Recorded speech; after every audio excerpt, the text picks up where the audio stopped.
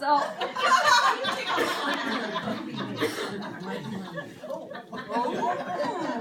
anyway, I want to read a little something here. It says, your unique talents. God has given you an array of talents, and He has given you unique opportunities to share those talents with the world. Your Creator intends for you to use your talents for the glory of His kingdom and the service of His children. Will you honor Him by sharing His gifts? And will you share His gifts humbly and lovingly? Hopefully you will. The old saying is both familiar and true. What you are is God's gift to you.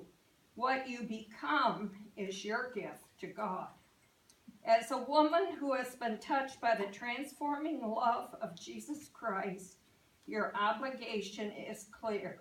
You must strive to make the most of your own God-given talents, and you must encourage your family and friends to do likewise. Today, make this promise to yourself and to God.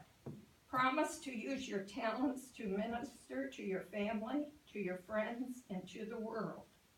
And remember, the best way to say thank you for God's gifts is to use them.